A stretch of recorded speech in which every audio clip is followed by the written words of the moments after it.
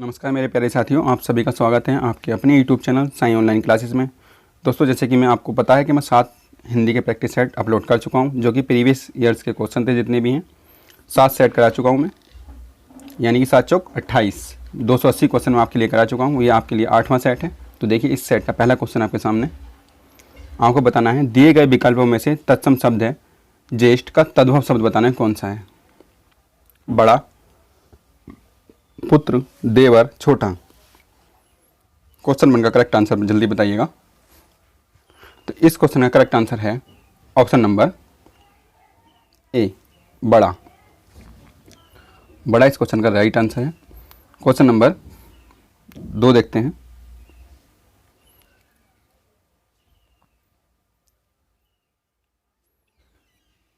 यह रास्ता दुर्गम है, सावधानी पूर्वक चलें।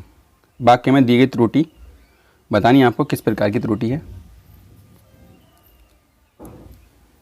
देखिए, इसमें इस शब्द की त्रुटि मैं बता देता हूँ, हिंट्स। इसकी त्रुटि है क्योंकि 4 शब्द, केवल यही शब्द लिखा गया है, 4 प्रकार से लिखा हुआ है आपके सामने।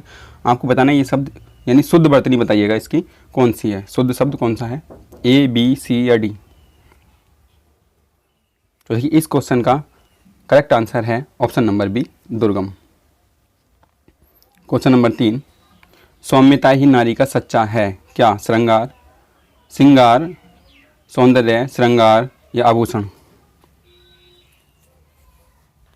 क्वेश्चन नंबर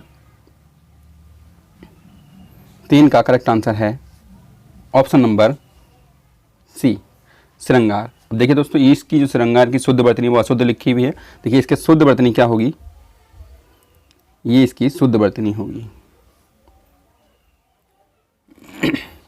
क्वेश्चन नंबर 4, निम्न वाक्य में से किस भाग में त्रुटि है बतानी है आपको। कुछ दरबारी बीरबल को मुसीबत में फंसाने के तरीके सोचते रहते थे। ए, बी, सी, डी में देखिए 4 ऑप्शन है। कुछ दरबारी बीरबल की मुसीबत सोचते रहते थे या में फंसाने के तरीके। क्वेश्चन नंबर 4 का करेक्ट आंसर है ऑप्शन नंबर बी, बीरबल की मुसीबत, क्योंकि मुसीबत वर्ड ऐसा लिखा नहीं जाती है, शुद्ध वर्तनी की कमी है। क्वेश्चन नंबर 5, अतिवृष्टि का विलोम शब्द दिए गए विकल्पों में से कौन सा है। अतिवृष्टि, अनावृष्टि, अनिवृष्टि या अनुवृष्टि। ए, बी, सी, डी में से कौन सा करेक्ट आंसर है। तो इसका करेक्ट आंसर है ऑप्शन नंबर सी, अनावृष्टि। अतिवृष्टि मतलब बहुत ज़्यादा बारिश होना, और अनावृष्टि बिल्कुल बारिश ना होना। क्वेश्चन नंबर 6, चारों चंद की चंचल किरणें खेल रही जलथल में। दोहे में च और ले की आवृत्ति हुई है, तो यहाँ कौन सा अलंकार है। यमक, रूपक, उपमा या अनुप्रास। अनुप्रास थोड़ा गलत लिख किया है, लेकिन आपको बताना है अनुप्रास है ये। तो इस क्वेश्चन का करेक्ट आंसर है ऑप्शन नंबर डी, अनुप्रास। अनुप्रास अलंकार है। अनुप्रास अलंकार में क्या होता है कि एक या वर्ड की या अलग वर्ड की आवृत्ति लगातार होती है, और अनुप्रास के कई भाग होते हैं। क्वेश्चन नंबर 7, दिए गए पर्यायों में से, मतलब जो दिए गए शब्द हैं, इनमें से कौन सा स्त्रीलिंग शब्द है। दुपट्टा, फुलका, प्रकृति, हीरा। तो इस क्वेश्चन का करेक्ट आंसर है ऑप्शन नंबर सी, प्रकृति। क्वेश्चन नंबर 8, मधुशाला के रचनाकार कौन है। हरिवंश राय बच्चन, सुमित्रा नंदन पंत, सूरदास या महादेव वर्मा। हर सेट में 2-3 क्वेश्चन साहित्य के आपको जरूर मिले होंगे। तो देखिए, इस क्वेश्चन का करेक्ट आंसर है option number A, Harivansh Rai Bachchan. Question number 9, 6 वर्ग ध्वनियाँ किस वर्ग में आती हैं। बतत्सर्य वर्ग, कंठ्य वर्ग, तालव्य वर्ग, दंत्य वर्ग।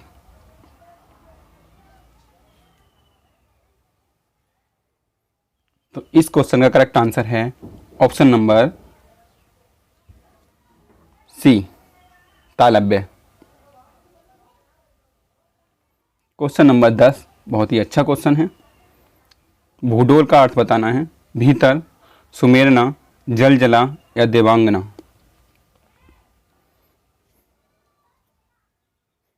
इस क्वेश्चन का करेक्ट आंसर है ऑप्शन नंबर सी, जल जला। भू मानी पृथ्वी, डोल मानी डोलना यानी कंप करना, इससे भूकंप का भी इससे अर्थ निकलता है। क्वेश्चन नंबर 11, चरण कमल बंदई हरिराई, यह बंदव होता है लिखा हुआ। चरण कमल बंदव हरिराई, कमल शब्द का कौन सा अलंकार दर्शा रहा है?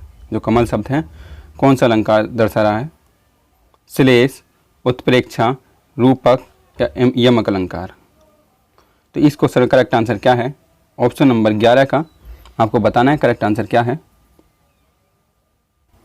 तो इसका करेक्ट आंसर है ऑप्शन नंबर सी, रूपक अलंकार। क्वेश्चन नंबर 12, दिए गए विकल्पों में से सही का चयन करके रिक्त स्थान की पूर्ति करनी है। मैं अध्यक्ष डैश अपने निर्णय पर पुनः विचार करने डैश निवेदन करता हूँ। के हेतु, का, को का, की के लिए, या को या पर। ए बी सी डी में से आप चारों वर्ड, 2 वर्ड है, ये दोनों रख के देख लीजिएगा। तो इसका जो आपको आंसर बेस्ट लगे वो उसका करेक्ट आंसर देना है। तो इस क्वेश्चन का करेक्ट आंसर है ऑप्शन नंबर बी, मैं अध्यक्ष को अपने निर्णय पर पुनः विचार करने का निवेदन करता हूं। क्वेश्चन नंबर 13, दिए गए विकल्पों में से सही का चयन करके रिक्त स्थान की पूर्ति करनी है। आगे जो डैश दे रखा है खाली स्थान, वहाँ पे आपको बताना है।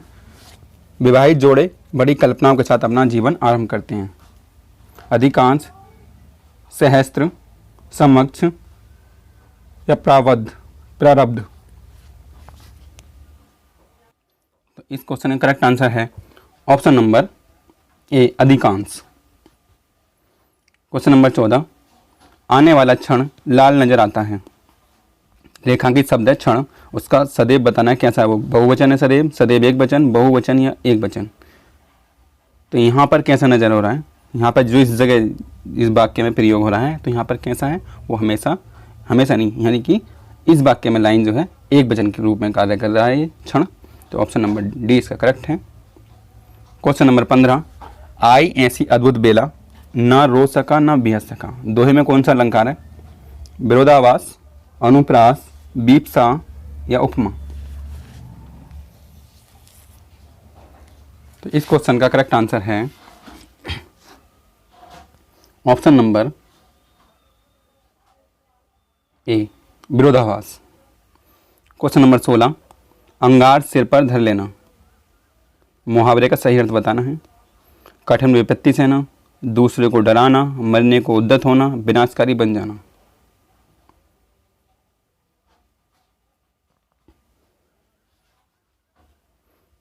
तो इस क्वेश्चन का करेक्ट आंसर है ऑप्शन नंबर ए, कठिन विपत्ति सहना। क्वेश्चन नंबर 17, सजना है मुझे सजना के लिए। इसमें जो कौन सा अलंकार प्रयोग किया गया है वो बताना है आपको। यमक, अनुप्रास, रूपक, छेक अनुप्रास। तो इस क्वेश्चन का करेक्ट आंसर है ऑप्शन नंबर ए, यमक अलंकार। यहाँ एक पहले वर्ड जो सजना है उसका मतलब है श्रृंगार करना, मतलब सजना संवरना, और दूसरा है हस्बैंड। क्वेश्चन नंबर 18, वसुधा शब्द का अर्थ बताना है। सुधा, चंद्रमा, प्रकृति, धरती। तो इस क्वेश्चन का करेक्ट आंसर क्या है? इस क्वेश्चन का करेक्ट आंसर है ऑप्शन नंबर डी, धरती को वसुधा कहते हैं, वसुंधरा भी कहते हैं। क्वेश्चन नंबर 19, समाचार का बहुवचन नीचे दिए गए शब्दों में से कौन सा है? समाचार पत्रिका, समाचार, अनेक समाचार या समाचारों। तो देखिए इसका बहुवचन और एक वचन सेम ही है, ऑप्शन नंबर बी इसका करेक्ट है। क्वेश्चन नंबर 20, सतसई के लेखक कौन है? भगवती चरण वर्मा, बिहारी लाल, अशोक सर्राफ, हरिवंश राय बच्चन। इस क्वेश्चन का करेक्ट आंसर है ऑप्शन नंबर बी, बिहारी लाल चौबे। क्वेश्चन नंबर 21, अरण्य रोदन मुहावरे का अर्थ स्पष्ट कीजिए। निरंतर निवेदन, विरह गीत, निरर्थक, बेसुरा गायन। तो इस क्वेश्चन का करेक्ट आंसर क्या है? तो इस अरण्य रोदन का अर्थ है निरर्थक, यानी कोई अर्थ ही नहीं है उसका। क्वेश्चन नंबर 22, राम राज्य में भी प्रजा दुखी थी। तो देखिए प्रजा जो शब्द है वो अंडरलाइन कर रखा है। इस शब्द का रेखांकित शब्द जो प्रजा है इसका तुम्हें बहुवचन बताना है। प्रजा लोग, प्रजा जन, प्रजा या प्रजा वर्ग। तो इस क्वेश्चन का करेक्ट आंसर क्या होगा? इस क्वेश्चन का करेक्ट आंसर है ऑप्शन नंबर सी, प्रजा। प्रजा इस क्वेश्चन का करेक्ट आंसर है। क्वेश्चन नंबर 23, दिए गए विकल्पों में से जंगल का समानार्थी शब्द क्या होगा? सुनसान, अरण्य, कस्बा, नगर।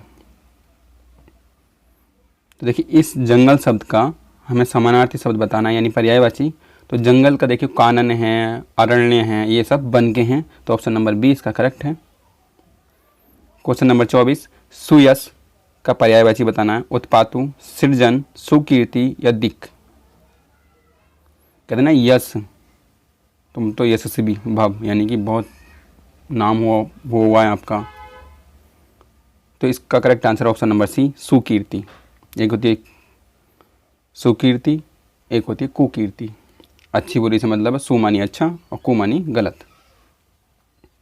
क्वेश्चन नंबर 25, आधा तीतर आधा बटेर, मुहावरे का अर्थ बताना है।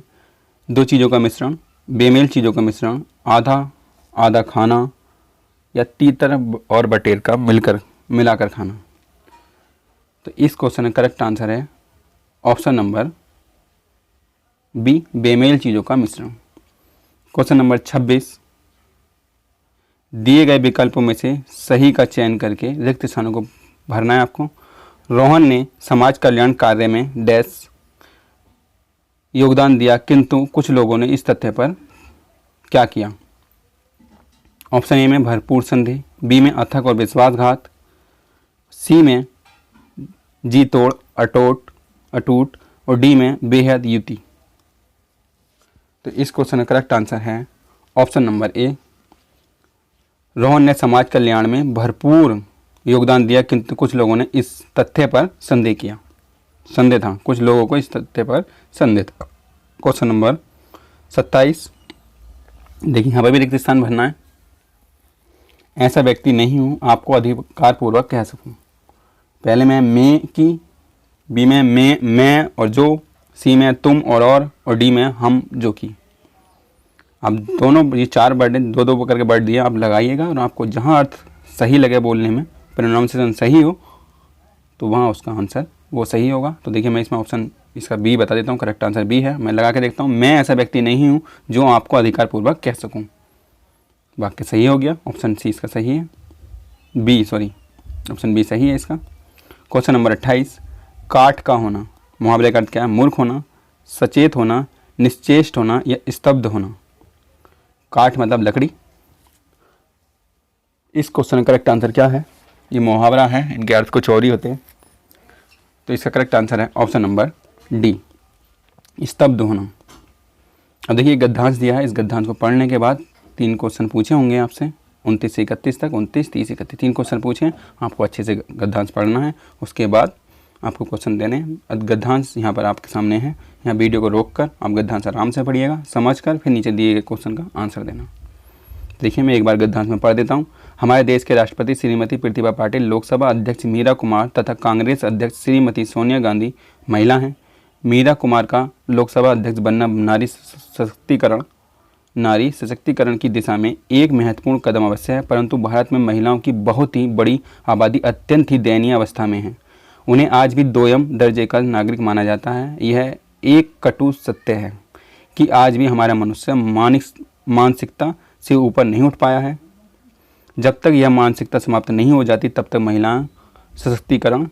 महिला सशक्तिकरण की बात बेईमानी होगी।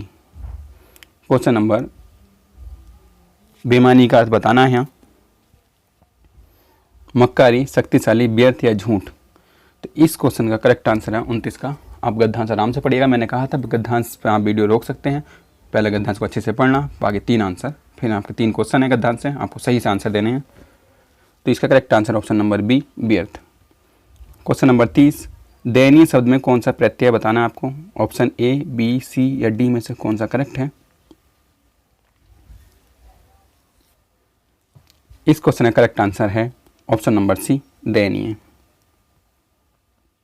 क्वेश्चन नंबर डी, कटु सत्य जो गड्ढा जमाया था उसका संबंध कौन सा बात फॉलो कर रही है, मतलब कौन सा बात, किस लाइन इसमें सही है इसके लिए। महिलाओं को दोयम दर्जे का नागरिक माना जाता है। समाज पुरुष मानसिकता से ऊपर नहीं उठ पाया है। महिला सशक्तिकरण की बातें बेमानी हैं।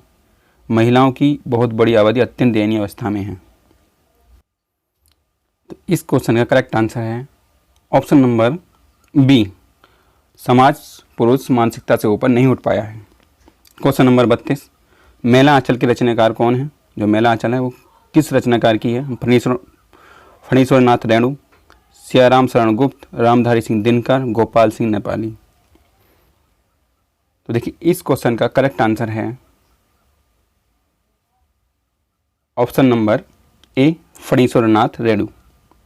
करेक्ट। क्वेश्चन नंबर 33, आए थे हरिभजन को ओटन लगे कपास। लोकोक्ति का क्या अर्थ है। कपास धुनना, उच्च लक्ष्य लेकर चलना फिर निम्न कार्य करना, उच्च लक्ष्य पर चलना, हरि के भजन में मस्त होना। तो इस क्वेश्चन का करेक्ट आंसर है ऑप्शन नंबर बी, उच्च लक्ष्य लेकर चलना और निम्न कार्य करना। क्वेश्चन नंबर 34, दिए गए विकल्पों में से चीड़ शब्द का समानार्थी शब्द बताना, यानी पर्यायवाची। चीड़, चीरना, वस्त्र, प्राचीर। तो ये चीड़ जो शब्द है ये कपड़े का पर्यायवाची है और कपड़े को हम वस्त्र भी कहते हैं। तो ऑप्शन नंबर सी इसका करेक्ट है। क्वेश्चन नंबर 35, राई का पहाड़ बनाना। दिए गए विकल्पों में से इस लोकोक्ति का सही अर्थ क्या है। राई इकट्ठी करना, बहुत सारी बातें करना, पहाड़ को तोड़कर छोटा कर देना या छोटी सी बात का बतंगड़ बनाना। देखिए इस क्वेश्चन का करेक्ट आंसर है ऑप्शन नंबर डी, छोटी सी बात का बतंगड़ बनाना। ऑप्शन नंबर 36, उस डाली पर तोता बैठा है। वाक्य में प्रयुक्त काल पहचानना है। पूर्ण भूतकाल, पूर्ण वर्तमान काल, अपूर्ण भूतकाल या सामान्य वर्तमान काल। क्वेश्चन 36 का करेक्ट आंसर क्या होगा। तो इस क्वेश्चन का करेक्ट आंसर है 36 का correct answer option number B, पूर्ण वर्तमान काल। क्वेश्चन नंबर 37, किस वर्ष से लेखक और उनकी कीर्ति के लिए साहित्य अकादमी पुरस्कार सम्मानित करना आरंभ हुआ। यानी ये कह सकते हो कि साहित्य अकादमी पुरस्कार कब से दिए जाने लगे, शुरू हुए हैं। 1955, 1975, 1945 या 1965। तो देखिए इसका करेक्ट आंसर है ऑप्शन नंबर ए, 1955 से साहित्य अकादमी पुरस्कार दिए जाते हैं। क्वेश्चन नंबर 38, सुबह में चिड़ियाँ चहचहाने लगती हैं।